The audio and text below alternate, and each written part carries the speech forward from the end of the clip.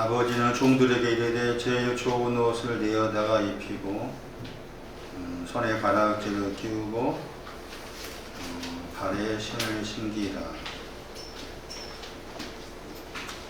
누가 3장 16절.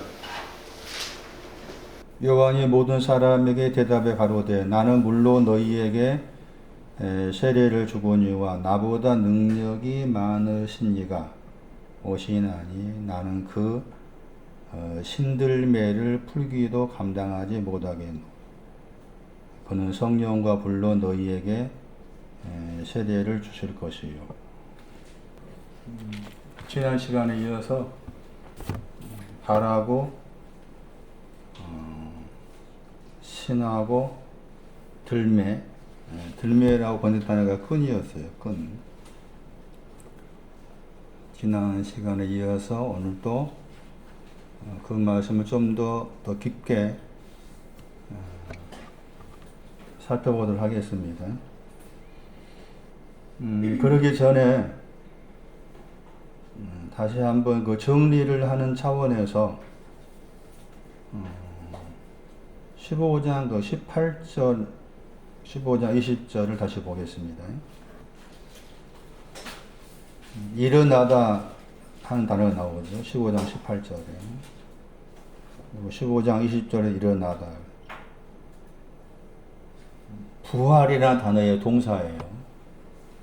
다시 살다의 뜻이죠. 그러니까 부활했다는 말이죠. 다른 데서는 다시 살다 번역되어 있으니까. 그래서 이제 이 15장 18절하고 15장 20절에서 일어나다 하는 그 단어가 부활이라는 단어의 동사다. 그러니까 우리가 일반적으로 예수님이 부활하셨습니다 하는 것을 그냥 죽으셨다가 살아난 것으로만 생각하잖아요. 근데 그런 의미를 뛰어넘어서 일어나는 것이 부활이다. 근데 그 일어남이 15장 거기 17절에 죽는 거라고 그랬잖아요. 멸망한단 말이죠. 멸망하다. 그러니까 멸망하는 데서 부활하는 것을 말하죠. 멸망하는 데서 부활한다.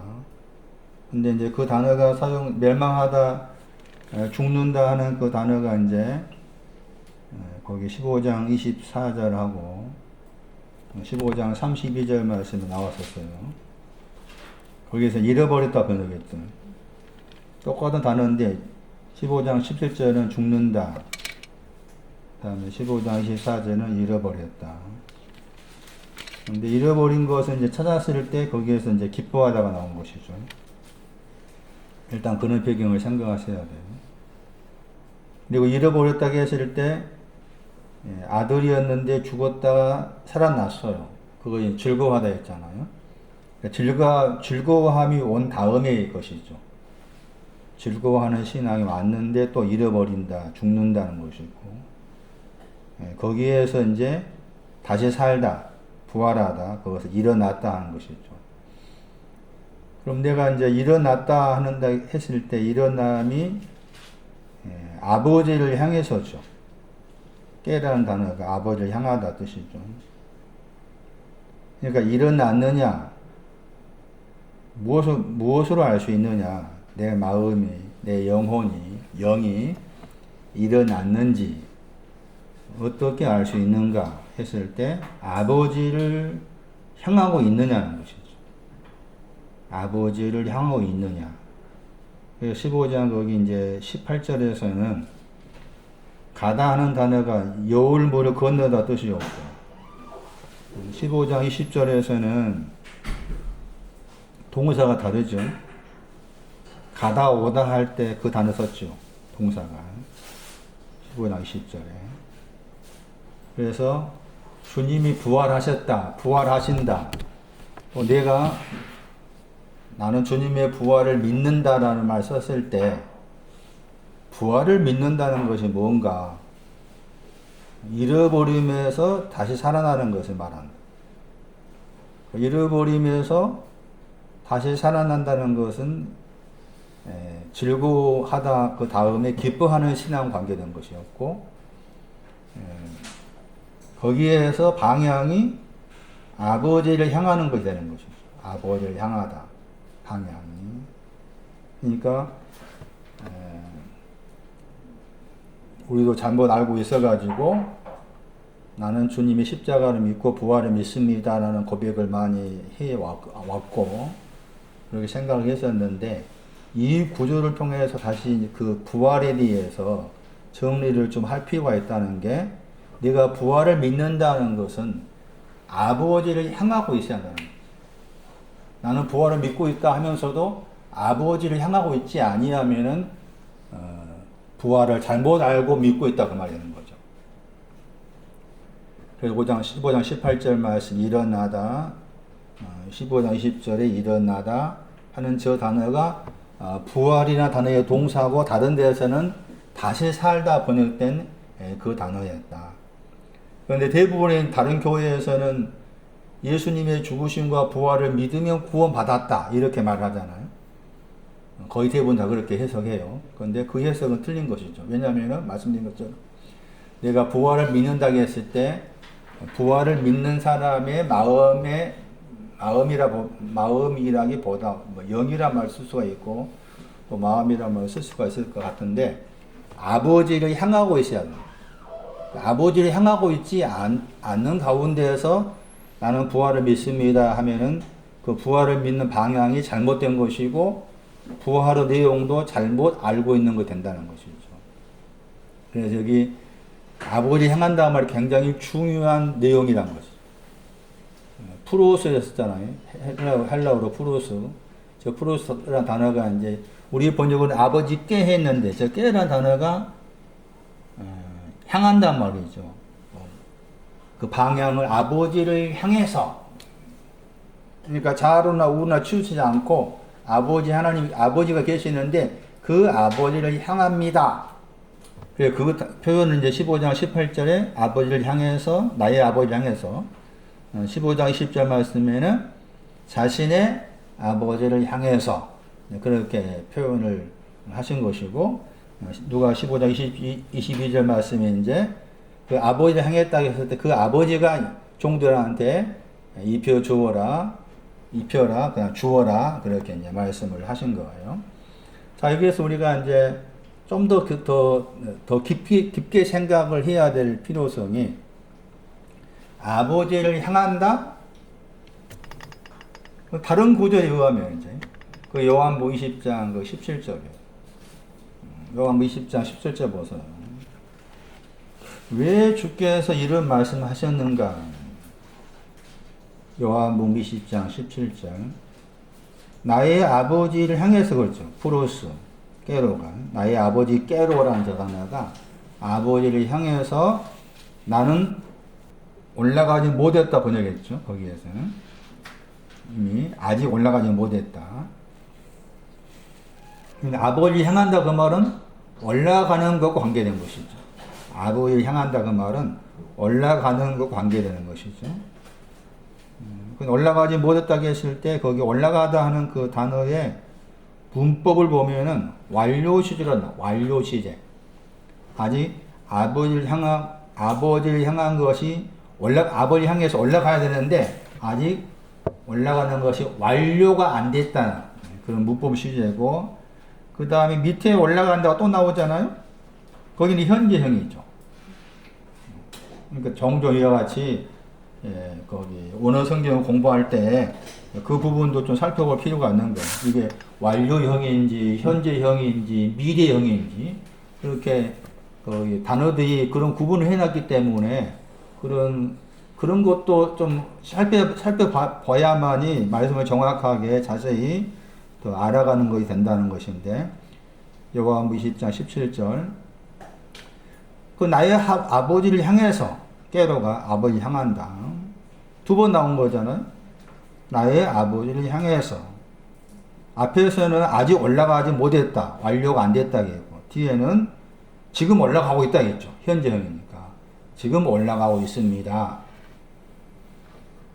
그런데 그 다음에 말씀에 곧이라는 단어를 번역했잖아요. 그게 이제 원어 성경은 그리고 그 단어인데 하나님을 언급하죠. 나의 하나님, 곧 너희 하나님. 그렇죠. 그런데 이 하나님 언급했을 때 하나님이라는 그 표현도 하나님을 향해서예요. 그러니까 거기 20장 17절 말씀에 깨로라는 저 단어가 아버지에도 연관되고 하나님께로도 연관이 되는 거예요. 그러면 왜 주님이 제자들한테 나는 아버지를 향해서 올라가지 못했다. 처음에 그렇게 말하고, 그 다음에 두 번째는 지금 나는 아버지를 향해서 올라가고 있다. 말씀하신 다음에, 그리고 하나님을 향해서도 올라가고 있다. 그런 표현을 쓴 거예요. 여기서 중요한 것이, 아버지를 향한다 하는 그 말의 표현하고, 하나님을 향한다 하는 그 말의 표현에 차이가 있는 표현인지, 직일표가 있는 표현인지, 아니면은 똑같은 내용을 반복해서 말하고 있는지에 대한 내용이에요. 다시 누가 15장 18절 일어나서 부활하여서 잃어버린 데에서 일어났다, 부활했다. 부활한 것이 뭐냐? 나는 주님의 부활을 믿어요. 그러니까 죽어도 살아나요. 그 부활이 아니요. 아버지를 향하고 있는 것이 내 안에 있는 부활이야. 내 안에 있는 부활. 그러니까 부활도 내 안에 있어야 되지 겉의 것이 아니야. 내가 아무리 우리가 생각하는 죽었다 살아나면 그 엄밀히 말해 성경에 말하는 부활이 아니거든. 왜냐면 죽었다 하는 것도 우리가 알고 죽은 것이 아니니까. 그래서 일어났다가 다시 살아난 것이다. 부활이다. 그럼 부활을 내가 믿는다고 했을 때 부활을 믿는 사람의 마음에는 아버지를 향하고 있는 것이 부활을 믿는 것입니다. 그런데 이 표현에는 요한 20장 17절 말씀 표현에는 주님이 하신 말씀 가운데 요한이 기록된 말씀 가운데서 왜 아버지를 향한다는 말도 하고 하나님을 향한다는 말을 썼느냐? 아버지를 향해서 올라간다? 하나님 향해서 올라간다 말 썼느냐? 라고 했을 때 아버지를 향하는 것하고 하나님을 향하는 것하고 내용이 같은 것을 반복해서 말하고 있느냐? 아니면은 직일표가 있는 다른 내용을 말하고 있느냐? 하는 것이에요. 요한복음 1장 1절입니다. 요한복음 1장 1절하고 요한복음 1장 2절이 똑같이 나오죠. 번역을 함께 번역했죠. 하나님을 향해서란 말이죠. 함께로 번역되면 하면 안 돼. 향하여 번역해요. 태초가 시작이라고 했죠. 요한복음 1장 1절에 대한 재해석이에요. 재해석. 저는 종종 말씀을 들어보시면 아시겠지만은, 목사님은 전에 저렇게 해석했는데 지금 이렇게 약간 다르게 해석한다 많죠. 재해석하는 거예요. 전에 제가 보면은, 전에 자세히 봤다고 했는데, 지금 와서 보면 자세히 못 본 거예요. 제가 오른쪽 눈을 지난주에 가가지고 수술해서 백내장 수술을. 여기 잘 보여. 기가 막히게 잘 보여. 머리는 아직 못 봐. 멀리는 못 봐죠. 여기는 잘 보고. 안경 끼면 또 안 보여. 머리는 안 보여. 그래서 안경 벗었는데, 너는 자세히 봤다고 했는데, 지금 돌아보면은 못 본 것이 많아. 그러니까, 말씀이라는 게 이게 자세히 봐야 되는데, 자세히 봐서 이렇게 설명하고 해석해야 되는데, 그 당시에는 자세히 봤다고 생각하고서 말했는데, 시간이 지났다 그 말은 내 속에서 영이 자랐단 말이야. 영이 자란 가운데서 다시 보니 보지 못했던 것이 보이는, 이 눈을 백내장 수술을 해서 안 보였었는데 수술하기 전에 안 보였었는데 여기 안 보였어요. 전혀. 수술하니까 보이는 거예요. 그런 어떤 원리인 거지.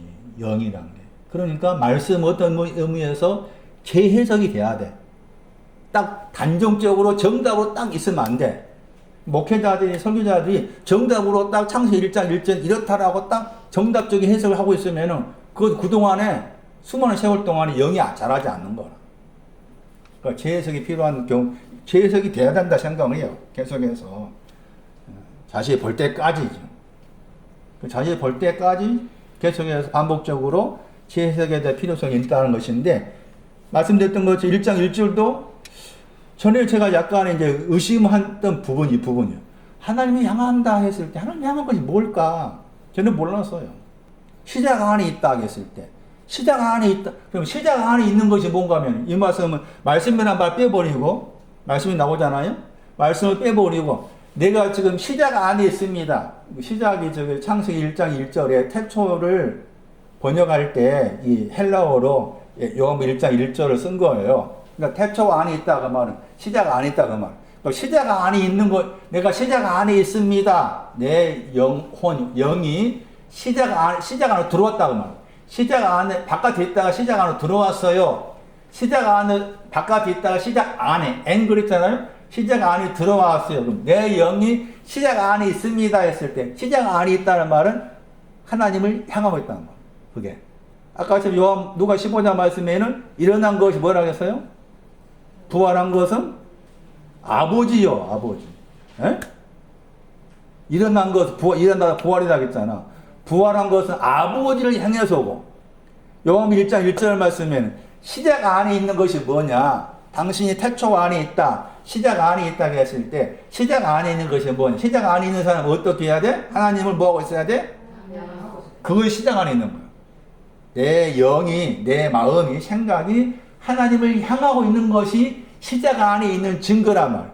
시작 안에 있는 증거, 하나님이 향한다는 것이 시작 안에 있는 증거다. 그래서 1장 2절 말씀에도 시작 안에서 하나님 향하고 있다 그랬잖아요. 그래서 지금 제가 말씀드리고 하는 것은 누가 15장 18절 말씀에서 아버지를 향하는 것하고 하나님을 향하는 것하고 다르다는 것을 말씀드립니다. 다르다. 그 차이를 알아라.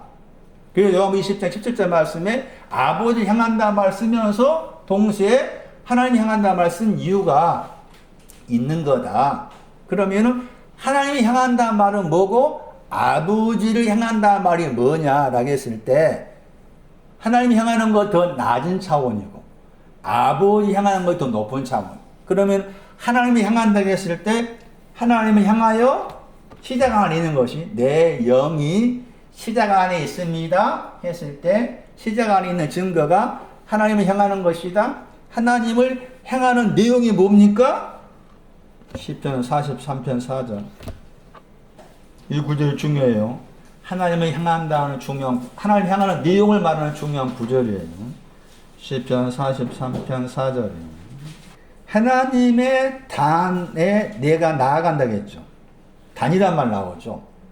애가 말 나오고, 애란 말 나오죠. 단에 그랬죠? 그 다음에는 극락을 하나님께 이른다겠죠. 거기에 히브리 단어가 나오죠. 저 단어가 헬라어로 옮기면 프로스예요. 그 앞에는 극락을 하나님께로 그 말이죠. 극락을 하나님께 하나님의 제단을 향하여 극락을 하나님 향하여 그 말. 극락을 하나님을 향하여. 그러면 극락에 하나님을 향하려면은 먼저 하나님의 제단을 향해서 들어가야 돼. 나아간다는 말은 가다 오다의 뜻이에요. 그냥 들어가다 번역할 수 있는 거예요. 시편 43편 4절에 대한 해석이에요. 자, 다시 정리하면은 하나님의 제단을 향해서 들어가고 들어간 다음에 극락의 하나님을 향해서 들어가는 거예요. 들어가다 보니 나아가다겠죠. 나아가다는 저 동사가 제단하고 극락의 하나님 둘 다를 받고 있는 거예요. 그러면 제단을 향해서 들어가다 했을 때 제단을 향해서 들어가는 것이 즐거워하는 신앙을 말. 그 극락의 하나님을 향해서 들어간다 했을 때 극락의 하나님은 기뻐하는 것과 심히 기뻐함이에요. 자, 그래서 이 시편 43편 4절을 가지고 요한복음 1장 1절을 대입을 시켜서 하나님을 향해서 있다. 태초 안에 있다는 것은 하나님이 향하고 있다는 것인데 하나님이 향한다고 해서 그 하나님은 어떤 하나님? 극락의 하나님. 태초 안에 있다고 말은 나는 내 영이 극락의 하나님을 향하고 있습니다. 나를 바라보시고서 기뻐하시고 심히 기뻐하시는 기뻐하시고 심히 기뻐하시는 그 극락의 하나님을 향하고 있습니다. 그러니까 기뻐하다, 심히 기뻐하다 이게 얼마나 중요한가 하는 것이죠. 하나님이 향한다는 말은 그런 말이다. 극락의 하나님을 향해서 기뻐하시고 심히 기뻐하시는 하나님을 향하는 것이다. 시작 안에 있는 것은. 시작 안에 있다고 말은 시작 안에 있는 것은 결국 뭐예요? 뭐가 되는 거예요? 즐거움이 있는 것이죠. 그 태초라, 내 안에 있는 태초. 즐거움. 재단으로 먼저 들어간, 재단을 향했기 때문에. 그렇게 되는 거예요. 그러면 아버지 향한 것은 잠언 23장 24절. 그 구절 중요한 거. 여러분 신구약 성경 말씀 가운데서 아버지라는 단어가 나오면 이제 이 구절을 해석을 해야 돼. 잠언 23장 24절.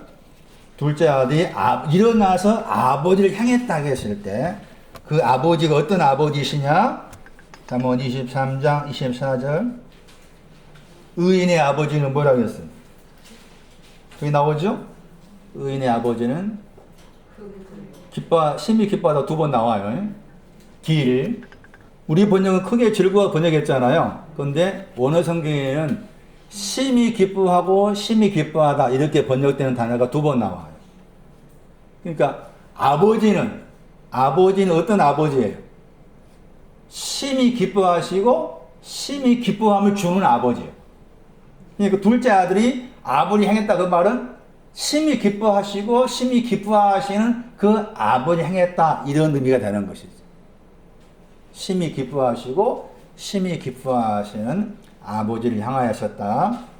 나를 보실 때 나를 향하여 심히 기뻐하시고 심히 기뻐하다. 좀 기뻐하다는 우리가 즐거워하다, 기뻐하다, 심히 기뻐하다. 거기까지 막 들었잖아. 이제는 한 가지 덧붙여서 생각하셔야 할 생각이 심히 기뻐하다. 차이가 있어. 이사야 35장 보세요. 메마른 땅이 나오고 광야가 나오죠? 이사야 35장 1절 말씀. 광야가 메마른 땅이 했죠. 근데 거기 이제 기뻐하다 그 단어 보시면 3인칭 복수예요. 그들이 되겠죠? 영어 번역에는 그들이 나오죠. 3인칭 복수가 있는데 그 3인칭 복수가 광야와 메마른 땅이 있는 거예요. 3인칭 복수에 해당된 사람이. 그런데도 불구하고 광야와 메마른 땅에 있는데 기뻐합니다. 그런 뜻이에요. 34장 15절 말씀이에요. 솔개에 해당해요. 솔개를 말해요. 34장 15절 보세요. 그 솔개가 나오죠. 솔개들도 모인다고 그랬죠. 모이라 그랬죠. 거기에 ZP가 3인칭 복수라는 약자예요. 그러니까 문맥을 통해서 이렇게 문법도 중요한 거예요. 35장 1절 말씀은 아무나 적용이 안 되는 거예요. 솔개에 해당이 돼. 동물을 통해서 말씀하고 있는 부분이니까. 광야와 메마른 땅이 기뻐한다겠죠? 그리고 나선 즐거워하다 나오죠. 그러니까 우리 번역으로는 번역한 사람 저 이야기했었지만은 이 번역한 사람이 이 차이를 몰랐기 때문에 오락가락 번역하죠. 그러니까 제 번역으로는 앞에 있는 기뻐함이 즐거워하다예요. 뒤에 있는 즐거움은 심히 기뻐함이에요. 그렇게 바꿔 생각하셔야 돼. 35장 1절 여러분 번역으로는 바꿔 번역해야 돼요. 심히 기뻐하다. 심히 기뻐한 것은 어디예요? 사막이죠. 사막에 뭐가 있어? 백화반같이 피어서 심히 기뻐하죠. 심히 기뻐한다겠죠. 피었다겠죠? 잘 보세요. 제가 종종 아까 말씀드렸지만 다시 본다 하지만 자신이 못 볼 때가 너무 많더라. 이 구조도 마찬가지. 피었죠. 백합화가 아가서 2장 1절 말씀에 사론에 뭐예요? 뭐라 하겠어요? 수선화예요. 백합화라는 그 아가서 2장 1절 백합화가 나오고 수선화가 나오죠. 백합화라는 그 단어가 여기 35장 1절 말씀에 기뻐하다 번역된 단어예요. 그러니까 백합화라는 승불의 백합화라는 단어는 즐거워하다, 기뻐하다를 담고 있는 것이 백합화의 신앙적 의미예요. 여기에서는 백합화 번역했지만 아가 2장 1절에 수선화예요. 수선화 생각하셔야 돼. 오히려 수선화 번역이 더 나아요. 그 수선화가 피어서 즐거워했죠? 근데 그 수소나가 핀 곳이 어디예요? 사막이죠? 그러니까 광야와 사막을 비교한다면은 위치가 사막이 더 높다는 거지. 광야 40년은 뭐 하는 것이겠어요, 그러면? 생각해 보세요. 광야 40년은 뭐 하기 위해서요? 즐거워하고 기뻐하는 신을 얻기 위해서지. 광야 40년은. 광야 40년이 끝났다는 게 뭐가 있어 또? 사막이 있는 거라. 사막에서는, 사막이 있는 것은 뭐 하는 곳인가 하면은 심히 기뻐함을 주기 위해서 내 영혼이 사막 가운데 있어야 돼. 그런데 사막이라고 했을 때 저 사막이라는 단어가 즐거워하다, 기뻐하다가 없어지는 것이에요. 사막이라는 저 단어 속에 이사야 24장 사막, 우리 복음성가에 그 가사 나오죠. 광야에서 뭐 같고? 복음성가에 하스데반이 그 사람 쓴 거 곡 가운데 제 기억에 광야에서 사막에서 물이 흐르고 그 말 나오잖아요. 예?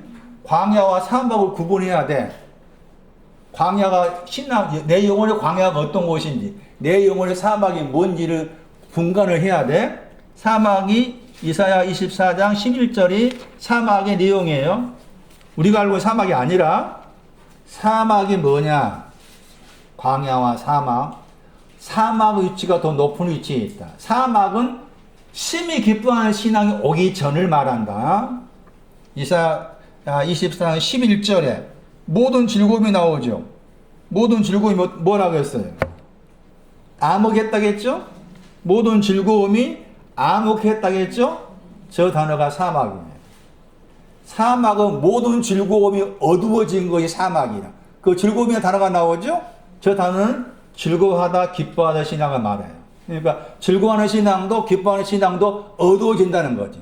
어두워져야만이 뭐가 생기는 거예요. 심히 기뻐하면 오는 것이지. 그 말이죠. 즐겁고 기뻐한 신은 어두워져야만이 심히 기뻐한 것을 알 수가 있기 때문에 그래서 사막에 나오는 거예요. 그 사막이 즐거워하잖아요. 그것이 35장 1절에 말했죠. 그런데 2절 말씀 보세요. 우리 번역으로 무성하게 피었다겠죠. 그런데 바로 앞에 35장 1절 말씀에 피었다 단어가 나오죠. 같은 단어예요. 그러니까 피고 되는 거죠. 피고. 그래서 왜 피고를 두 번 썼을까 해가지고 2절 말씀에 거기에 또 사막이 즐거워하다고 했을 때 심히 기뻐하다 단어 있죠. 길 또 나오죠 거기에. 그래서 아까쯤에 잠언 23, 24절 말씀에 의인의 아버지 향한다 말은 심히 기뻐하고 심히 기뻐하다. 이사야 35장 1절 말씀에 백합과 수소와 같이 피어서 사막이 즐거웠습니다. 그걸로 만족이 아니라 또 수소라가 내 안에서 피고 또 피어서 내 안에서 또 다시 심히 기뻐함. 아버지가 그걸 아버지 향한다 말 그 말인 거죠. 심히 기뻐하시고 그게 신발이다 신발. 예? 신발들. 그의 신발들이라. 돌아오세요. 발은 복수예요, 단수예요? 복수로 나왔나, 단수로 나와? 신발은 복수로 나와 있나, 단수로 나와요? 들매는 복수인가, 단수인가 보세요. 말씀을 자세히 보는 거 쉽지 않은 부분이다. 내 편에서 최대한 자세히 보고자 해야 된다. 자세히 보고자 하는 방법 가운데 단수인가, 복수인가, 관사가 붙어 나오는가, 관사가 없는가, 그런 것도 볼 필요가 있더라. 그거 해석하는데 영향을 미치기 때문에 그렇다. 지금 누가 15장 22절 말씀에 발 보세요. 발이 복수예요, 단수예요? 복수로 나와 있어요. 발들. 신발도 복수죠? 신발들 복수예요. 3장 다시 오셔가지고 3장 보시면은 신발도 복수죠? 신발도 복수로 나와 있죠? 그런데 들매는 단수예요, 복수예요? 자, 생각해 보세요. 정권사한테 신발들이 있어, 지금. 신발들이 있으면 신발을 묶는 끈이 들매라고 했잖아요? 그러면 신발들이 있었을 때 신발을 묶는 끈도 복수가 돼야 돼요, 단수가 돼야 되나? 예? 복수가 돼야 되잖아? 그런데 단수의 복수요? 단수의 복수요, 문고사. 단수의 복수 뭘 알아? 들매 말하고 있으니까 관리하고. 들매가 단수잖아요? 단수가 뭔가 하면 그 뒤에 그 약자 보시면은 그게 끄트머리 약자 S란 약자가 단수랑 약어예요, 약어. 예? 그러니까 들매는 신발끈은 단수로 나와 있죠? 참 이상하다. 우리 개념으로 신발들 복수가 있으면 끈도 여기 끈들 이렇게 해야 되는데 끈은 하나라. 이 하나의 끈이 뭘 묶고 있는 거야? 신발들을 묶고 있는 끈인 거잖아요? 그 신발이 뭘 하겠어요? 지난주에 신발의 내용이 뭐예요? 아가서 4장 12절이었죠? 두 가지였잖아요? 하나는 뭐예요? 동산이 신발이야. 동산 신발. 다른 하나는 뭐가 신발이야? 우물이 신발이라. 응? 아가서 4장 12절 12절 두 번 나와. 거기에. 그러니까 신발의 내용은 동산이 신발이고 그 다음에 우물이 신발이다. 동산하고 우물이 신발의 내용이다. 신발의 내용이다. 그렇게 먼저 이해를 하셔야 되고, 자, 다시 이제 들매에 대한 이야기. 들매라는 저 끈 번역할 수 있는 단어. 저 끈이라고 했을 때 끈과 연관된 제가 그 단어를 지난주 소개를 해드렸죠. 이제 다른 구조를 통해서 끈이 뭐냐? 왜 세례요한의 사역이 물로 세례를 주는 사역이기 때문에 물로 세례를 주는 그 사역에서는 신발대의 끈을 풀 수가 없어. 신발대의 끈을 풀어야만이 주님의 신발이 내 것 되는 것이거든. 그 말이 지금. 주님의 신발이 내 것 되려면은 신발의 끈을 풀어내야 되는데 그 끈을 물로 세례받는 그 입장에서는 풀 수가 없는 거예요. 그러면 요한의 사역에 있어서 물로 세례해 주는 것이 넓게 잡으면 기쁘함과 연관돼. 기쁘함까지로 말할 수가 있는 거예요. 이 끈이라고 했을 때 이 끈과 관계된 다른 구절 소개해 드리면은 골로새서 4장 3절 보세요. 신발들을 묶고 있는 끈이 뭐냐? 골로새서 4장. 아주 중요한 단어인데도 번역이 안 돼 있죠? 원어 성경으로 하마라는 단어죠. 하마라는 저 단어가 들매라는 단어와 관계된다. 그러니까 신발 끈할 때 들매라고 했을 때 들매의 신앙의 내용이 이 하마라는 헬라어 단어를 말하는 것인데 골로새 4장 3절은 이 하마 끈이 무엇과 연관해 나와 있는가 하면은 무엇과 연관해 나와 있어요? 기도와 연관해 나와요. 그래서 오늘 소개해드릴 들매 끈은 기도와 연관된 나와. 신발대의 끈은 기도하는 것을 말합니다. 문맥을 통해 살펴보시면은 지금 우리에 대해 우리를 관하여 우리를 위해서 페리 위한다 번역했지만 우리에 관하여 이 우리가 누군가 하면은 바울과 디모데 골로새서 말씀에서 우리는 바울과 디모데를 말해요. 바울과 디모데 그러니까 바울이 나를 위해서 디모데를 위해서 너희들은 기도해라. 거기에 이 끈이 나온 거예요. 이 너희들은 바울을 위해서 바울이 너희들이 나를 위해서 기도해 달라고 부탁했을 때 바울의 신앙 입장에서 있는 사람이 기도를 부탁할 정도라면은 그 기도를 부탁할 그 대상자가 바울하고 어느 정도 있겠죠. 급이 맞아야 되잖아. 응? 요즘까지 표현하면 클래스가 맞아야 되잖아. 급이 안 맞은 사람한테 나를 위해 기도해달라 할 수 없겠잖아. 급이 맞은 사람. 이 경우가 요즘까지 말하면 중보 기도할 수 있는 사람. 내가 바울을 위해서 중보 기도할 수 있다. 그러니까 바울이 생각했을 때 너희들 해당하는 사람인데 그 사람들 충분히 나와 같은 급에 해당된 사람이기 때문에 나를 위해서 중보 기도할 수가 있었다고 바라보았기 때문에 바울과 디모데 우리를 위해서 기도해라 이렇게 이제 표현한 거죠. 그 사람 1절이죠. 주인들이죠.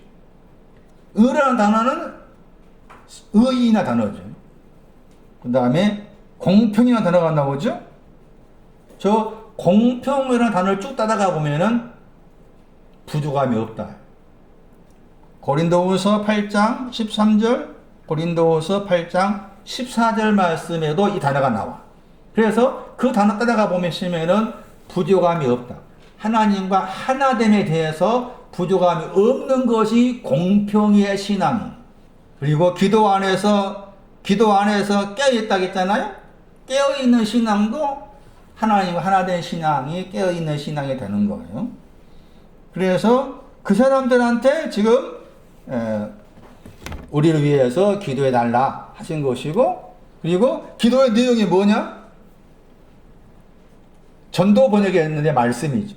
말씀의 문을 열어서 그리스도의 비밀을 말하도록 기도해라. 요즘 같은 보세요. 다시 쉽게 설명해서 이용로 목사를 위해서 만약에 여러분한테 정목사야 나를 위해 기도해달라 하면은 제가 내일 이제 왼쪽도 백내 수술하러 가니까 목사님 왼쪽도 수술 잘 되게 해주세요. 보통 그렇게 생각했잖아요. 그것은 기도가 아니야. 성경에 말하는 기도가 아니야. 보세요. 뭘 기도하라. 뭘 기도하는 거지? 뭘? 말씀의 문이 열려지. 말씀의 문. 말씀이 뭐예요? 1.5절에 진리의 말씀이에요. 진리의 말씀의 문이 열려져서 그리스도의 비밀을 말할 수 있게끔 기도하라. 자, 그래서 신발 끈할 때 끈이라는 저 단어가 기도하다와 연관되어 있다. 자, 기도하다 단어가 나와서 그러는데 성경에서 말하는 기도가 뭐냐에 대한 설명이에요. 우리가 하는 기도는 이게 다 나의 푸념이. 내 푸념이라. 성경에 말하는 기도는 이것이 기도라고 하는데 그 성경에 말하는 기도하고 지금까지 나의 기도를 대입을 시켜 생각해 보면 나의 기도는 내 푸념이야. 내가 만들어 놓은 하나님의 존재를 앞에 내가 푸념한 걸 지금까지 내 기도야. 기도로 바꿔야 돼. 그럼 다시 보세요. 4장 3절에 기도하다가 동사하고 4장 2절 말씀에 기도는 명사예요. 둘 다 프로스가 있는 거예요. 프로스 같은 뭐였어요? 아버지를 향한다. 하나님이 향한다. 그게 프로스예요. 그러니까 프로스가 붙어 나오면 이거 하나님이 향한다. 아버지 향한다. 이렇게 먼저 생각하셔야 돼. 자, 그럼 생각해 보세요. 하나님이 향해서 기도한다고 했을 때 무슨 기도해야 되겠어요? 그렇지요. 아버지 향해 기도한다면 심히 기뻐한 것이에요. 그게 기도야, 그게. 그런 내용 기도인 것이지. 응? 그리고 기도한 단어가 또 뭐라 그랬어요? 소원의 뜻이 있다고 했잖아. 약속, 소원의 뜻이 있는 거. 그러니까 우리가 알고 있는 기도는 내 아들이 잘 되게 해주세요. 그건 기도가 아니다. 성경에 말하는 기독교에서 말하는 기도가 아니다. 그것은. 그건 불교나 다른 종교에 있는 것이지 기독교에서 말하는 기도는 하나님을 향한다는 말이 두 가지. 하나님이 향한다, 아버지 향한다. 그럼 하나님이 향해서 기도한다고 했을 때 뭘 할 거냐? 자, 하나님 어떤 분입니까? 그 말이죠. 극락의 하나님이시니까 나에게 극락을 주세요. 아버지 어떤 하나님입니까? 심히 기뻐하시고 심히 기뻐하신 아버지니까 나에게 심히 기뻐함과 심히 기뻐함을 주세요. 이것이 기도의 내용이라 그 말이죠. 그래서 우리의 기도가 바뀌어져야 되겠다는 것이고, 물론 이제 단어를 따라 살펴보시면은 기도하다 하는 동사 가운데 요한 3서 2절에 나와. 요한 3서 2절에.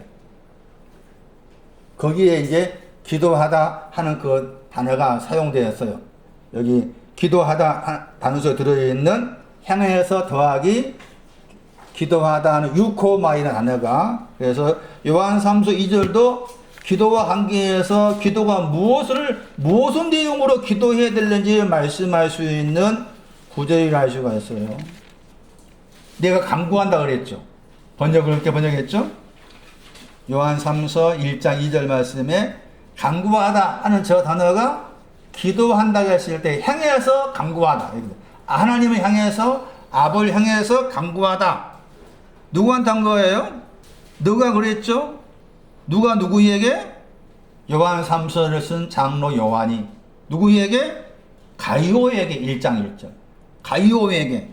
그 가이오가 어떤 사람이에요? 뭐하고 있는 사람 보세요. 진리 안에서 살아가는 사람. 먼저 그러니까 자격이, 그러니까 이 요한 3서를 쓴 장로 요한이 가이오라는 사람을 위해서 기도하는데, 그 가이오가 좀 요한이 기도하는 대상인데, 그 사람이 현재 신앙이 어디 안에 있어요? 진리 안에서, 진리 안에 있기 때문에 사랑한다는 것이잖아요. 진리 안에 있기 때문에. 그리고 진리 안에 있다는 말을 1장 3절 말씀, 진리 안에서 뭐 하는 거예요? 진리 안에서 행한다겠죠. 행하다, 걸어가다. 그러니까 진리 안에 있다 그 말은 걸어가는 신앙을 추구하는 사람 말한 거지. 예? 걸어가는 신앙, 걸어가는 신앙을 추구하고 있는 가이오 너를 위해서 내가, 예? 요한이 내가 기도한다 하면서 잘 되기를 그랬죠. 범사라 했을 때 범사에 관해서 범사 설명했었죠. 갈라디아서 4장 1절이 범사였어요. 모든 것이 주인하겠죠.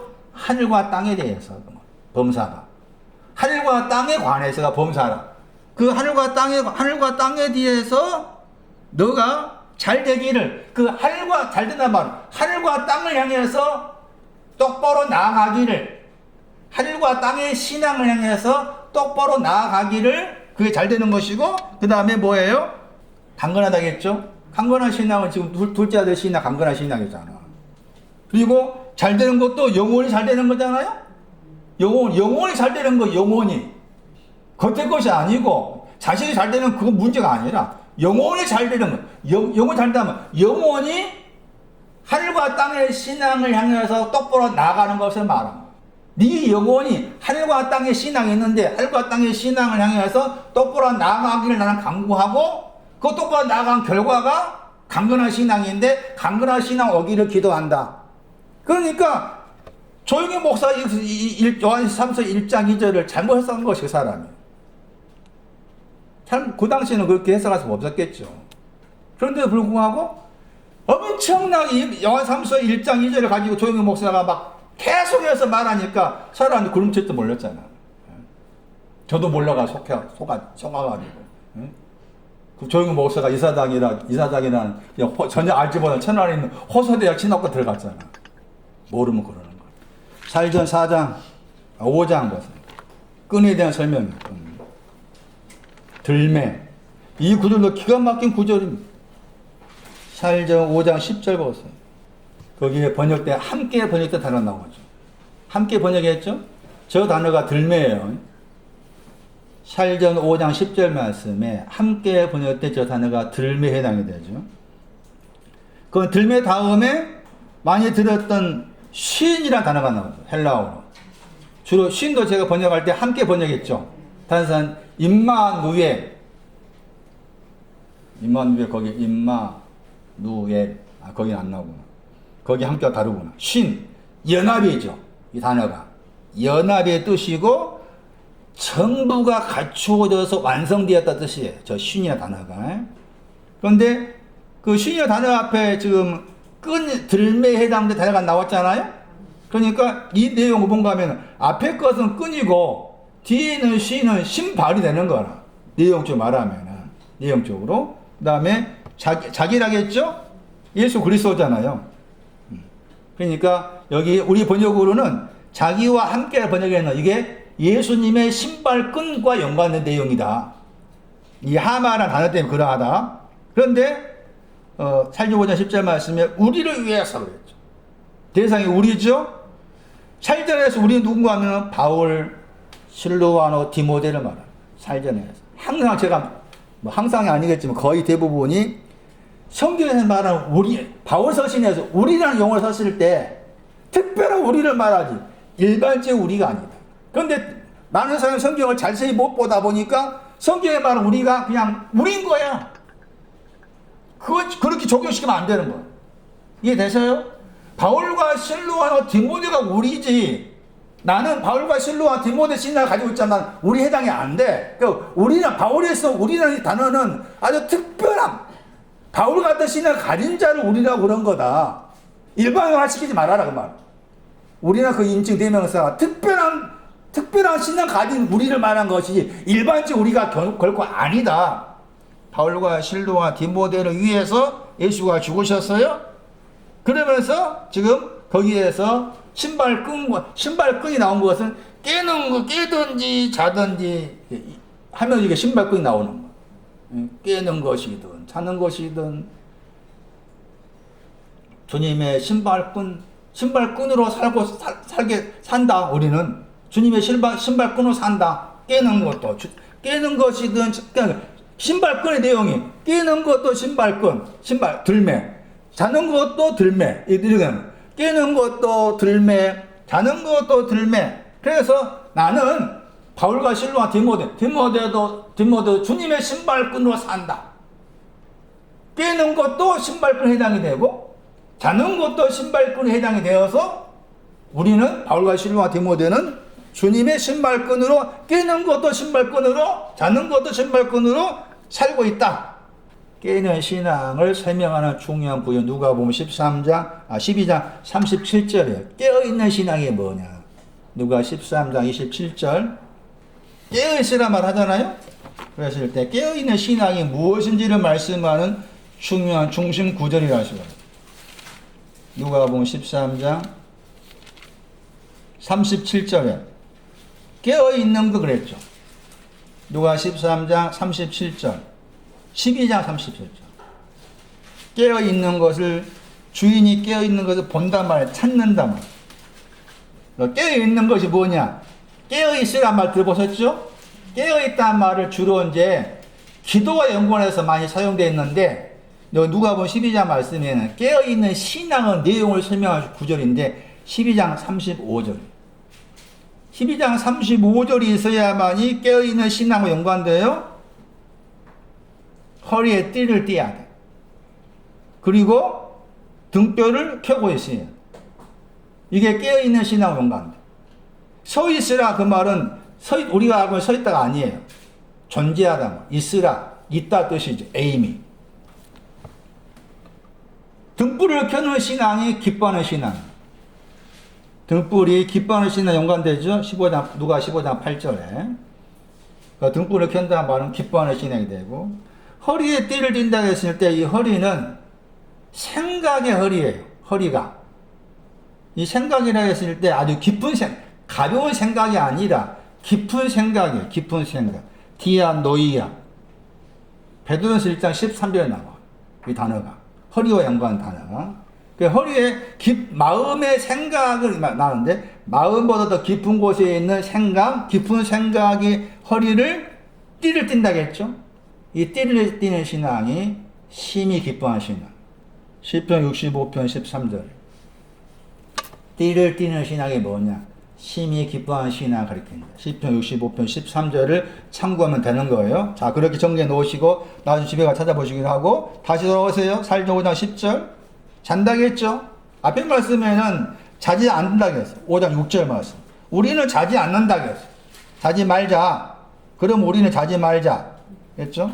그런데 잔다고 했을 때 그 자는 것이 우리가 알고 있는 잔다는 개념이 아니고 이 잔다는 하는 그 단어를 쭉 따라가 보면은 아주 안심하다, 만족하다 그런 뜻이 들어있어요. 자다 하는 저 단어 속에 안심하다, 만족하다 그런 뜻이 들어있어요. 그런데 잔다고 했을 때 안심하고 만족하고 있는 것이 자는 것인데 자는 사람 누군가 하면은 살조 5장 6절 누가 잔다고 했어요.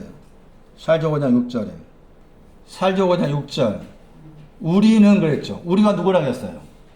바울과 실로아노와 디모데 우리는 그 다음에 다른 이들과 같이 자지 말자겠죠?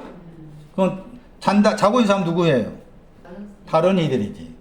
자는 사람은 다른 이들이죠. 다른 이들, 저 사람 자고 있는 사람이에요. 다른 이들. 다른 이 할 때 저 단어가 부족하다. 하나됨이 부족한 사람을 말해요. 하나됨이 부족하다. 5장 7절. 하나됨이 부족한 사람이 잠을 자요. 그럼 잠을 잘 바에야 언제 자라고 그랬어요? 잠을 잘 바에 언제 자라고? 밤에 자라고 그랬죠? 취할 바에야 언제 취하는 거예요? 밤에 취해나겠죠? 또 이것도 우리가 생각하는 대로 밤을 생각하죠? 밤은 아직도를 말. 아직도가 밤이야. 계시록 22장 5절이에요. 아직도가 밤에 해당이 돼요. 살조 5장 10절 대강 그렇게 해석했어요. 신발 끈을 말할 때 끈에 대한 설명하고 있잖아요. 이사야 5장 보세요. 이제 지난 시간에 신들매 언급할 때 창세기 몇 장이었어요? 14장 23절이었죠. 누가 가지고 있는 신들매였어요? 소돔 왕이 가지고 있는 신들매는 아브라함이 어떻게 했어요? 나는 취하지 않겠다. 소돔 왕이 가지고 있다 하는 그 신들매는 잘못된 신들매이기 때문에 나는 취하지 않겠다 하는 것인데, 신들매할 때, 들매할 때, 이 들매라는 이 히브리 단어가 이 단어가 두 번 나오는 거예요. 창세기 14장하고 이사야서 5장 27절에 거기에 나오죠? 이사야 5장 27절 보세요. 신이 나오고 들매가 나오죠. 이사야 5장 27절 말씀. 신은 히브리로 나알이에요. 신발은 나알 그렇게 읽어요. 들매는 소록. 들매는 소록. 그 들매라는 저 단어, 신들매라는 저 표현이 창세기 14장 23절하고 이사야 5장 27절에 이렇게 두 번 나온 단어다. 여기서 신들매는 끊어지지 않다겠죠. 그리고 그들이라는 사람이 신들매 가지는 거 있는 거예요. 아까 아침에 누가 3장에서는 물새를 가진 사람 입장에서는 주님의 신들의 들매를 풀 수가 없다겠죠. 여기 이사야 5장 27절 말씀은 그들이 나오는 이 그들은 주님의 신들매가 주님의 신발의 들매를 가지고 있는 사람입니다. 주님의 신발의 들매를 가지고 있기 때문에 끊어지지 않습니다. 어떤 사람이 주님의 신들매를 가질 수 있느냐? 어떤 사람이 발에 신발을 신을 수 있느냐? 그 말이잖아요. 같은 맥락인데 여기 이사야서 5장 27절을 말하면 그들은 누군가 하면은 앞에 말씀에 먼 나라에 해당합니다. 먼 나라들이 그들이라. 먼 나라들, 그리고 나라들 저 단어가 이방인. 멀리 있는 이방인을 말. 멀리 있는 이방인들을 주께서 불렀다겠죠? 아주 쇠된 목소리로 부는 거예요. 목소리가 째지게 불렀어요. 주님이 불러주셔야 돼. 뭘 해놓고? 앞에 말씀에 길을 세워놓고. 길을 세우다 단어 보세요. 나사예요. 나사. 길을 세우다가 나사인데 저 나사의 신앙이 기뻐하는 신앙 연구한대요. 기뻐하는 신앙과 연구한대요. 해놓고서 불렀어요. 그 부르는데 이 멀리 있는 이방인은 어떤 사람인가 하면은 그 땅에서 그 땅 끝에 온다겠죠. 땅 끝이란 말 나오죠. 끝에서 온다겠죠. 끝이라는 저 단어가 잘라진단 말. 그리고 그 땅이 나오죠. 땅은 땅인데 앞에 관사가 붙었어요. 그 땅이 나와요. 관사가 붙어 있을 때하고 붙어 있지 않을 때가 차이가 있어요. 여기서 관사가 붙어 있는 그 땅은 시편 96편 11절. 심히 기뻐하며. 아직 심히 기뻐함이 없는 사람 말해요. 아직 심히 기뻐함이 없는 멀리 있는 이방인들을 기뻐하는 신앙 기뻐할 속으로 불러 모은 거예요. 주께서. 그래서 거기에 들어가게 하셔가지고 이제 심히 기뻐한 신앙에 대해서 알게 하신 거예요. 그래서 결과적으로 27절 말씀에 곤피한 것도 없고 넘어지는 것도 없고 그랬죠? 곤피받은 거 뭔가 하면 심히 기뻐함이 없는 곤피한 거. 심히 기뻐함이 없는 곤피한 거예요. 143편 시편 143편 제가 써놓은 거에서 6절 같은데 그거 참고하면은 곤피바다의 신앙은 심히 기뻐함이 없는 것이 곤피방. 넘어진다고 했을 때 넘어짐이 없다고 했죠? 잠언 24장 11절 참고 그것도 심히 기뻐함. 넘어진 것이 뭐냐? 심히 기뻐함이 없는 것을 넘어졌다고 그래요. 곤피방 것도 심히 기뻐함이 없는 것을 가리켜 권폐마다 하는 거예요. 그 다음 말씀에 조는 자 나오죠? 졸고 조는 것도 없다고 했죠? 자는 것도 없다고 그랬죠? 졸고 잔다. 저 표현이 시편 121편에 나와요. 시편 121편 4절 3절 말씀에 졸고 잔다는 말 나와. 그러니까 그 구절 참고하면은 졸지도 않고 자지도 않다고 했을 때 졸지도 않고 자지도 않는 신앙이 무엇인지를 알 수가 있어요. 121편 우리가 복음성가라든지 또 산송가도 여기에도 곡을 붙여서 부르잖아요. 121편 보세요.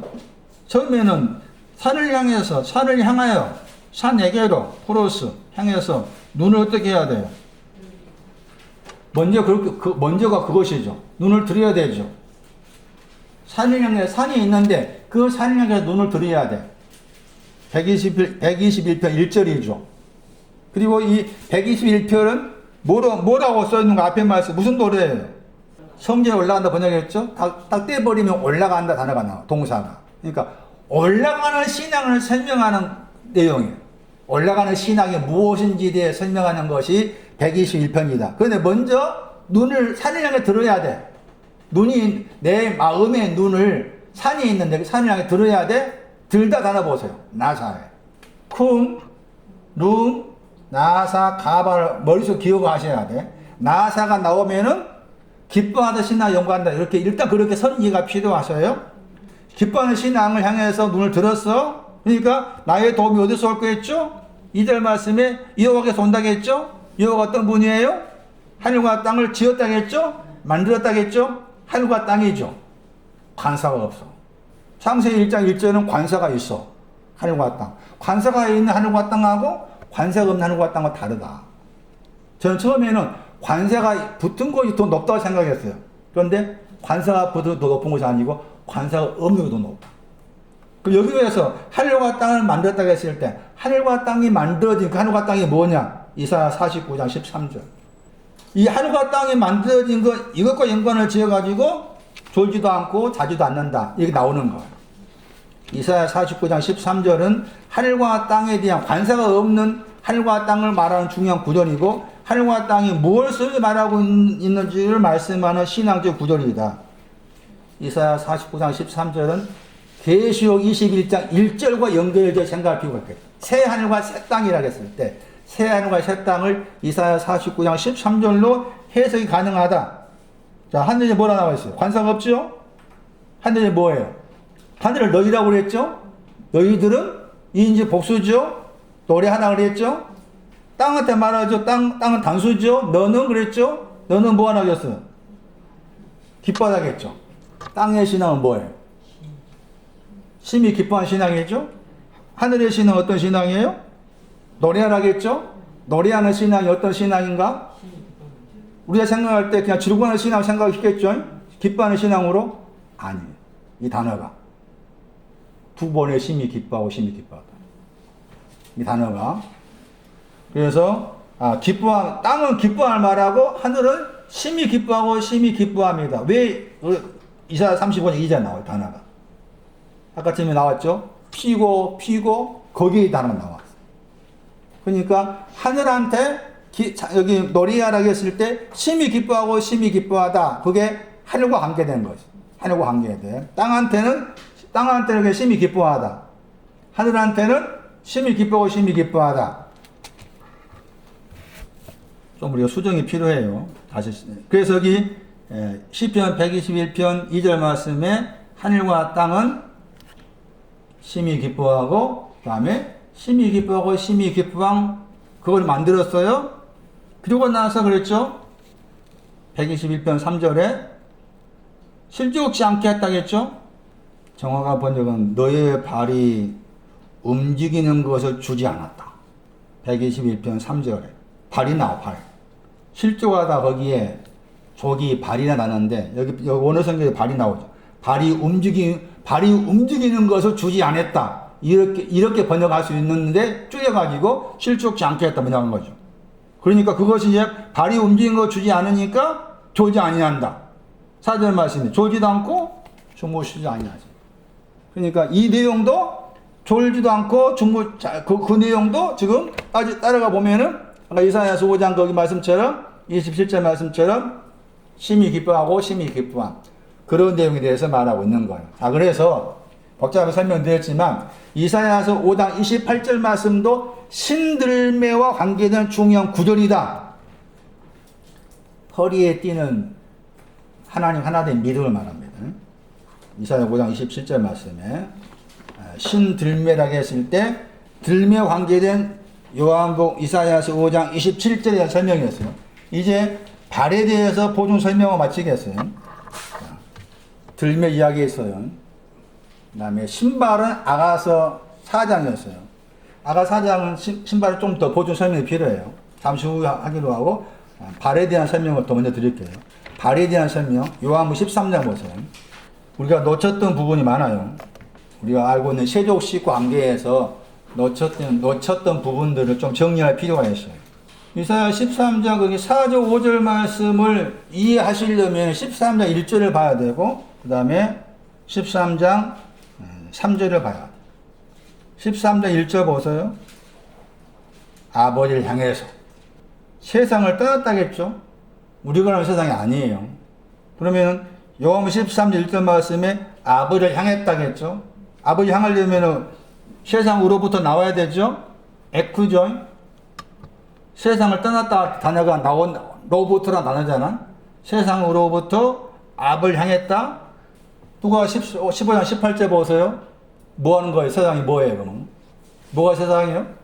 지금까지 교회가 또 성경학자들이 설교자들이 세상을 성경에 말하는 세상을 말할 때 다 우리가 눈에 보이는 세상을 생각했어. 성경에서 말하는 세상은 눈에 보이는 세상이 아니다. 항상 문맥과 관계에 생각하셔야 돼요. 영어 13절 1절만 해석하려면 아버지를 향한다 하는 저것이 무엇인지 알아야만이 세상이 뭔지 나오는 거지. 떠나야 될 세상이 뭔지. 그거 뭐예요, 그래? 떠나야 될 세상은. 잃어버린 데에서 다시 일어나는 거잖아. 그 다음 보세요. 13장 3절. 거기는 또 하나님을 향해서 그랬죠. 아버지를 향한 것은 뭐였어요? 심히 기뻐하고 심히 기뻐한 거예요. 그러니까 세상은 뭐예요, 따지면은? 심히 기뻐하고 심히 기뻐하고 밑에 건 다 세상이지. 그렇게 생각하셔야 돼. 이해되셔요? 심히 기뻐하고 심히 기뻐한 그 밑에 건 다 세상이야. 그것서 나와서 심히 기뻐하고 심히 기뻐한 그 아버지를 향했다 그랬고 13년 3절은 뭐예요? 하나님 향했다겠죠. 거기도 하나님 향했다겠잖아요. 하나님 향했다는 말은 뭐였어요? 시편 43편 4절 말씀. 극락은 하나님이다. 극락은 하나님 향해서. 그 말씀 한 다음에 13장 4절이 나온 거예요.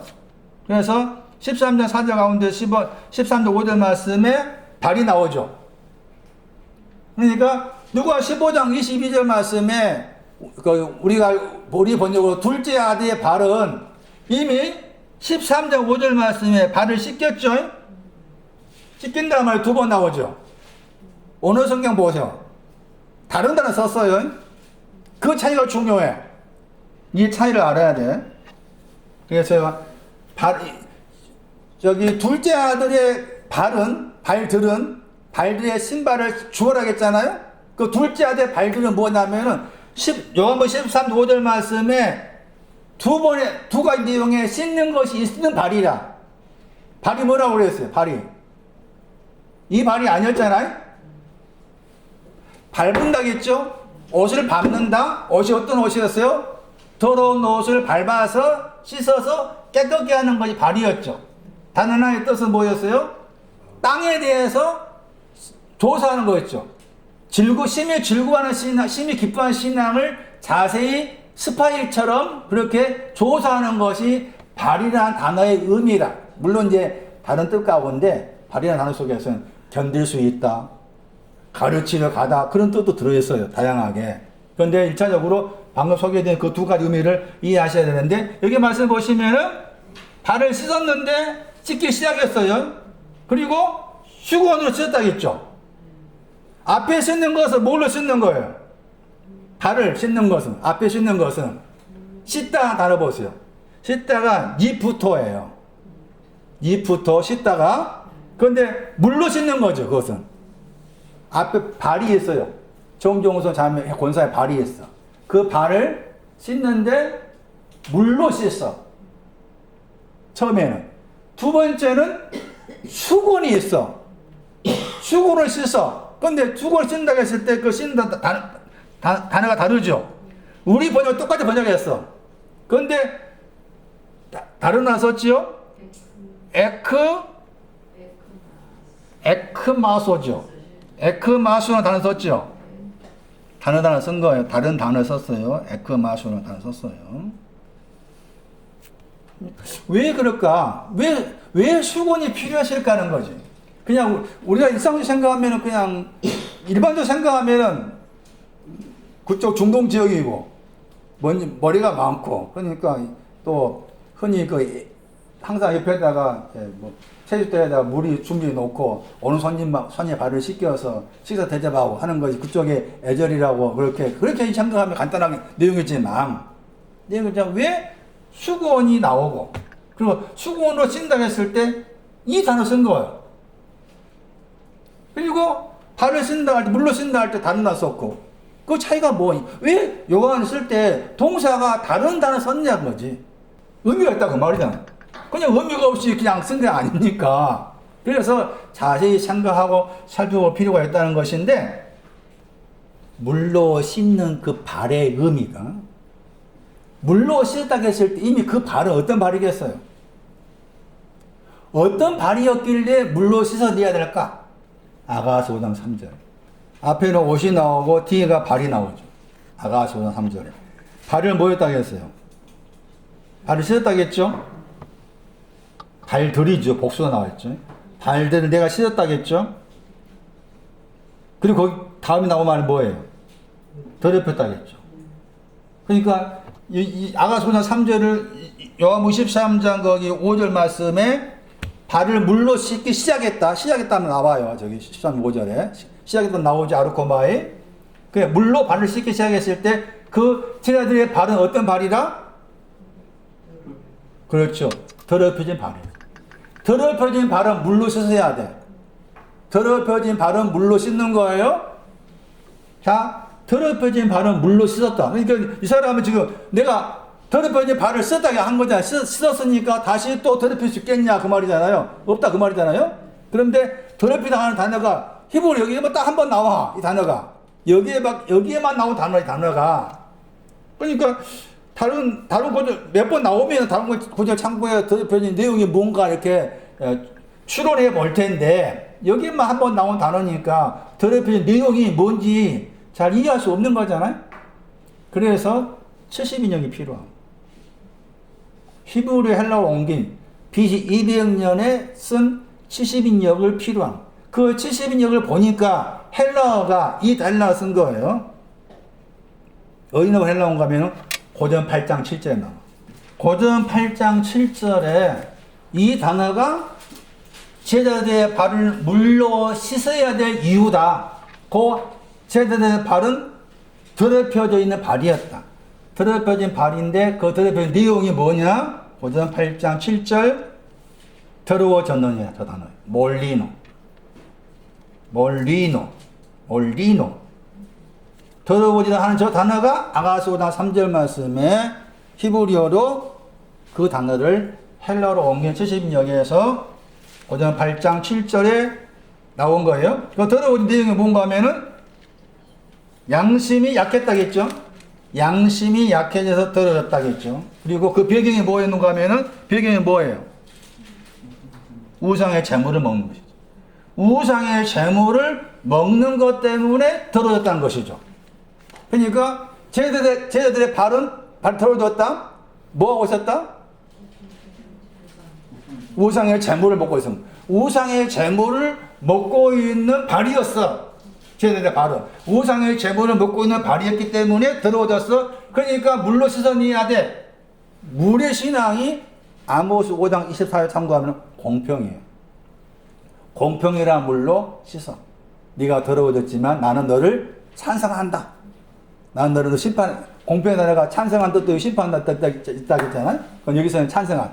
내가 여기 육체의 양심이 우상의 재물을 먹어서 육체의 양심을 통해 가지고 더러워졌는데 공평이란 물로 씻어낸 것은 그래도 나는 너를 찬성하노라. 그것이 그렇게 하실까? 우상을 제물을 먹고 있는 발인데 왜 씻어내면서 공평으로서 찬성한다 하실까? 13장 1절 요한복음 13장 3절 아버지를 향해서 하나님을 향해서 예수님께서 제자들을 아버지를 향해서 가게 하고 아버지를 향해서 하나님을 향해서 이렇게 몰고 가시니까 그것 때문에 그 아버지 때문에 그 하나님 때문에 극락의 하나님 때문에 심히 기뻐하신 그 아버지 때문에 더러워진 그 발도 공평의 물로 씻어내면서 그래도 나는 너를 찬성하고 있다. 이런 의미가 물로 발을 씻기 시작했다는 것이에요. 그런데 여기 말씀에 이제 중요한 게 우상의 재물을 먹었다 했잖아요. 근데 우상에 대해 나온 거죠. 우상에 대해서 말했죠. 자, 우상의 재물이 뭐냐 이래 설명해. 우상이 뭐냐? 우리가 지금까지 교회가 뭐 저도 처음에 다 포함된 사람이에요. 저도 처음에는 우상 그랬을 때 제가 자란 그 교회가 장로님이 돈 많은 한약방 하신 장로님. 그리고 제가 그분한테 좀 우리 가정이 그 장로님한테 경제적인 도움을 받았던 그 시대에 살았던 시대란 말 봐. 아버님께서 이렇게 제가 중학교 좀 2학년 3학년 때인가 그때 아버님께서 간경화 걸리셔가지고 굉장히 경제적으로 굉장히 힘들었어요. 작은 친구 집에 하나 딸린 방. 지금 생각하면 뭐 한 3평 되나? 거기에 제 동생 3명, 저 어머니 아버지 다 같이 살았거든. 한 방에. 그런데 그래서 살고 있었는데 그때 이제 그 시작해가지고 좀 그분의 도움을 받았던 사람이었는데 그분이 이제 어떤 신학 공부하신 분이 아니라 그냥 돈을 한약 빠셔가지고 돈을 많이 모아가지고 이제 벌어서 이제 그 교회 운영하고 있던 그분이라. 그러니까 그분을 통해서 이제 말씀을 이제 그분을 통해서 듣다 보니까 그냥 우상도 이제 일반적으로 알고 우상인 거지. 불교도 우상이고 돌도 우상이고 나무도 우상이고 그렇게만 생각해. 좀 확대하면 이제 유행가 부르는 것도 우상이고. 그래서 저는 유행가 전혀 부르지 못했죠. 화도 치는 것도 안 하고 다 그게 그쪽까지 속한다고 생각. 뭐 그렇게 배웠던 거 어쨌든가 그러다 보니까 그런 생각이 왔지. 그래서 이제 우상 그러면은 기독교 생각할 때 우상 그러면은 불교 같다 우상이잖아요. 그래가지고 거기 막 불교 가면 절에 가면 이렇게 막 해놓은 거 있잖아요. 그래가지고 저 젊은 혈기에 신학생들 그 사건이 있었어요. 신학생들 가고 어떤 사람이 신학생이 가가지고 막 다 뚝 깨버렸잖아요. 그 사건이 있었어요. 제가 건너서 알고 있는 그 사람도 막 불교에 절에 가가지고 막 깨고 막 그렇다면 자기가 자랑삼아 말한 그 기억도 나오고. 우상이 뭘까요? 뭐가 우상일까? 성경에 말하는 우상이 뭘까? 성경에 말하는 우상의 재물은 뭘까? 다시 말하면 우상과 연관해서 제사 드리는 제사, 추석 때, 설 때, 조상계 제사 드리는 거 그게 우상인가? 그 제사 드릴 때 거기 절을 하는 것이 그게 잘못된 것인가? 아닌가? 나만 믿고 있어. 손나니만 믿고 있어. 다른 사람 다 제사할 때 절을 해야 돼. 그럼 옆에서 왜 네 절을 안 하냐고 한단 말이야? 그럼 나는 기독신자니까 안 해도 됩니다. 이렇게 우기고 하면 안 해도 되는 건가? 그럴 수 있죠. 안 해도 되겠죠. 그럼 만약에 또 어쩔 수 없는 뭐 때문에 절을 했다. 그럼 그게 우상한테 절한 것인가? 우상이 뭐냐는 거야. 성경에 말하는 우상이 뭐냐. 그 우상 때문에 들어졌다겠죠? 우상도 들어진 것도 물론 씻어주신 거야. 씻어주신 이게 주님이시. 누가 우상 더럽혀졌어? 제자들이야. 제자들. 즐거워하는 신앙에 빠져있는 것이 우상입니다. 즐거워하는 신앙에 완전히 빠져있는 거예요. 우상. 성경 그렇게 말하고 있어요. 사도행전 7장 41절. 이 구절이 우상을 설명하는 중요한 구절이에요. 우상이라는 단어가 성모사전에 처음 나온 구절이에요. 사도행전 7장 41절. 우상이 헬라어로 에이돌론이에요. 우상이 헬라어로 에이돌론. 영어로 우상 그러면은 아이돌만 들어보셨죠? 아이돌. 말 많이 들어봤잖아. 아이돌이다, 아이돌이다. 그런데 발음은 아이들. 저는 발음이 정확하지 않으니까. 그런데 영어로는 IDOL이잖아. 뭐 아이돌로 해도 상관없겠지만. 아이돌로 말한 이 영어가 여기 지금 에이돌론. 그냥 우상이죠. 그 우상이 무엇인지 언급하는 중요한 구절이 있죠.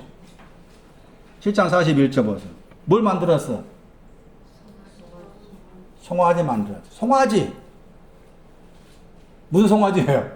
원로 송아지예요? 살찐 송아지 할 때 그 단어지. 살찐 송아지가 그 단어예요. 그 다음에 제사가 나오죠. 제사라는 저 단어는 죽는다, 죽다라는 단어와 관계돼. 자, 그리고 거기에서 우상이 뭔지 설명하는 중요한 단어가 나와. 뭐가 나와요? 예? 유프라임. 즐거워하는. 우상이라는 저 영어 단어 보시면은 맹목적으로 숭배하는 사람, 맹목적으로 숭배하는 것, 무척 사랑받는 것. 요즘 뭐 중고 여자애들 남자는 보겠지만 남도 마찬가지. 방탄소년단 우상이잖아. 방탄소년단 우상이잖아. 우상이 아니야 벌써. 즐거워하는 신앙이 우상이에요. 즐거워하는 신앙에 빠져 있는 것이. 왜? 기뻐하는 신앙 가야지. 심히 기뻐하는 가야지. 갈 길이 뭔데? 거기에 빠져 있는 거. 이게 우상이라. 제자들이 거기 빠져 있어 지금. 우상의 제물을 할 때 그 제물도 뭐예요? 송아지야, 송아지. 즐거움을 주는 송아지. 그거 다르죠 이제? 누가 15장의 송아지는 어떤 송아지예요? 살찐 송아지. 나도 설명하지만 살찌다가 알고. 응? 알고로 강행한 송아지라. 여기 송아지는 달라. 살찌다 말 빠져버렸어. 우상은 그거야. 즐거워하는 신앙에 빠져있는 것이야. 즐거워하는 신앙을 무척 사랑하면서 더 이상 기뻐하는 신앙, 심히 기뻐하는 신앙 가려 하지 않는 것이 우상이다. 이게 발에 더러워진 것. 이것을 물로 씻기신 것.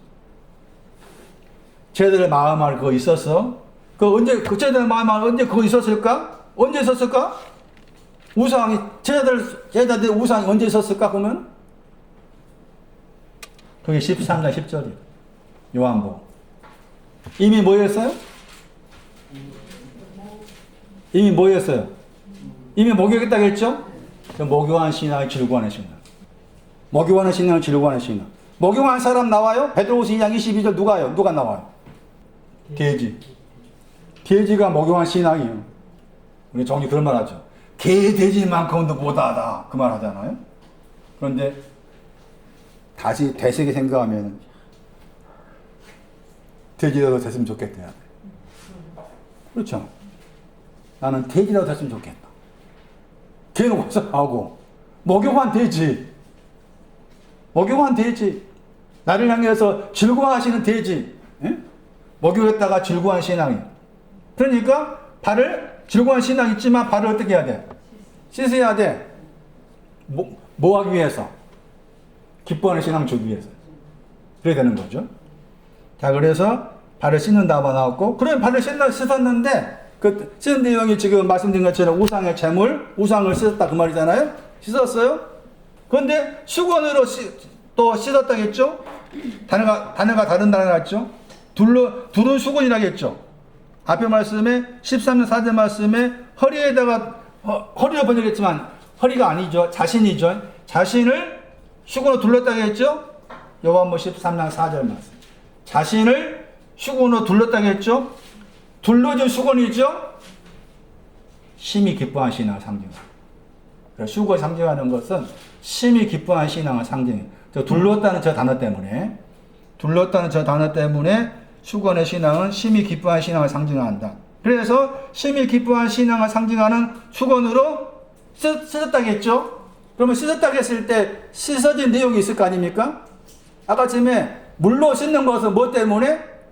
우상의 제물로 더러워진 것을 씻었다 그 말이고. 그러면은 수건을 씻는 것은, 수건을 씻어진 것이 뭐냐? 먼지예요. 그래서 이 씻는다 하는 단어가 누가 10장 11절에 나와요. 기본형이 같아요. 누가 10장 11절 참고해야 돼요. 여기 씻는다 단어를 누가 10장 11절을 참고해야 돼요.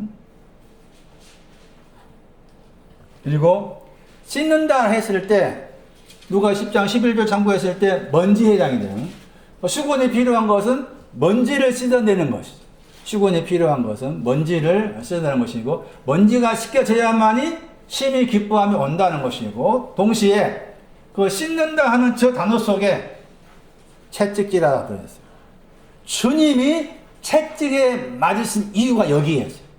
주님이 채찍에 맞으신 이유가 수건으로 씻는 거, 수건을 반드시 씻어야 될 이유가 주께 채찍에 맞으셨기 때문에. 그래서 씻는다는 저 단어 속에는 채찍질하다, 채찍 당하다 그런 뜻도 저기에 들어있어요. 자, 이와 같이 발에 대해서 물로 씻고 수건으로 씻는 거 두 가지가 있는 것이고 그 두 가지가 갖추어졌을 때 신발을 신긴 것이 나오는 것이다. 다시 아가서 2장 4장 장군 동산할 때 잠그다가 신발이란 말이었어요. 동산이 신발이란 말인 거죠. 동산이 신발이다. 누구의 신발이다? 나의 누이, 나의 누이가 되고 나의 신부가 된 자의 신발이 동산이다. 그 다음에 덮은 우물할 때 그 덮다도 신발이라는 동사. 우물도 신발이다. 동산도 신발이고 우물도 신발이고 그랬을 때 동산이라는 단어가 에덴 동산할 때도 쓰여진 단어예요. 이사야서 51장 3절을 참고하면 여호와의 동산이 나와. 여호와의 동산과 관계되고 그 다음에 동산이라는 저 단어에 동산, 에덴 동산 그랬을 때 우리가 그냥 막연하게 우리 생각이 동산으로 생각이 쉬운데 그 동산의 단어에 동사를 통해서 동산이 무엇을 말하는지 알아야 되는데 호위하다, 보호하다. 그래서 이사야에서 말씀이었죠. 이사야 이 말씀 보고 마칠게요. 이사야 31장 5절이에요. 동산이 신발이다. 나의 누이 나의 신부는 동산이라는 신발을 가지고 있다고 했을 때 그 동산이 신발이라는 말의 의미가 뭐냐? 이사야 31장 5절 말씀입니다. 보호하다 하는 저 단어. 보호하다, 호위하다 하는 저 단어가 동산이라는 단어의 동사예요. 그러니까 동산이 신발이라 그 말은 주님의 누이, 주님의 신부를 여기 이사야 31장 5절을 말하면은 만군의 여호와께서 보호해주고 있다. 만군의 여호와께서 보호해주고 있다 하는 것이 동산이 신발이라는 말의 의미이다. 무엇으로 보호하시느냐? 심히 기뻐하고 심히 기뻐하고 심히 기뻐하시고 심히 기뻐하심으로 보호해 주신다.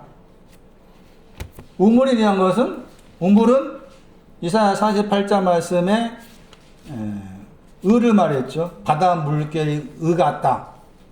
거기에서 물결 번역한 단어죠. 물결 번역된 그 단어가 덮은 우물할 때 우물 번역된 거. 그러니까 물결이 신발이다 그 말이에요. 우물이 신발, 우물로 번역했지만 같은 단어예요. 물결이 신발이다, 우물이 신발이라는 것인데 물결의 내용을 이사야 48장 18절에 말씀하기를 을을 말했어요. 이사야 48장 우리가 거기 복음성가에 나와 있는 내용이죠. 강 같은 평화, 내게 강 같은 평화. 그 다음에 거기 을에 대해서 말 안 한 것 같죠. 복음성가에 나오나요? 내게 강 같은 평화. 그 다음에 뭐예요? 내게 바다 같은 사랑? 내게 바다 물결 같은 이 말은 또 빠져있죠. 복음성가 가사에. 물결이 의 같다고 했죠.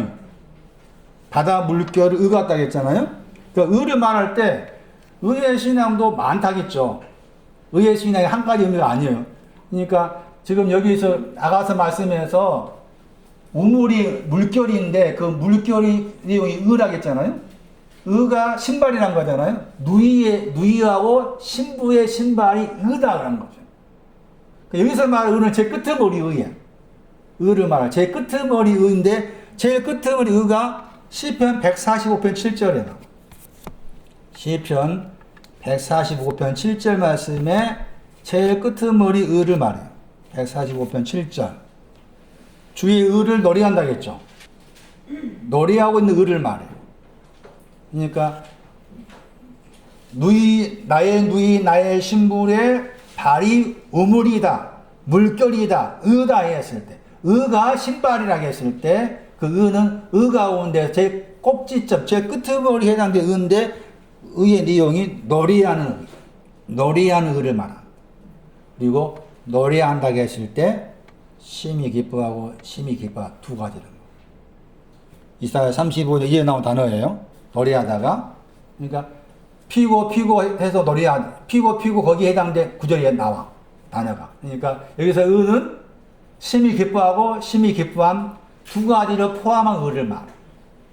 그래서 우물이 덮은 우물이겠죠? 덮다, 잠그다 같은 단어인데 번역을 앞에는 잠근 동사, 뒤에는 덮은 우물. 누구에게? 나의 누이, 나의 신부에게 한 말이잖아요. 그리고 그 우물이나 하는 단어가 이사야 48절 말씀에 물기로 같은 단어, 갈이라는 단어, 헬라 히브리어로. 근데 그 의로 말했잖아요. 근데 의를 말했는데 누이가 가지고 있는 의고 누이가 가지고 있는 신부, 누이가 가지고 있는 신발로서 의기 때문에 이사야 여기 시편 145편에 나와 있는 노래하는 의를 말합니다. 노래한다고 했을 노래한 내용이 이사야 35절 2절 말씀에 심히 기뻐하고 심히 기뻐하고 두 가지가 다 포함된 되어 있는 의를 말하는 것입니다. 이렇게 두 번에 걸쳐서 신과 발과 들매에 대해 말씀했죠. 다음 시간에 계속해서 말씀드리도록 하겠습니다.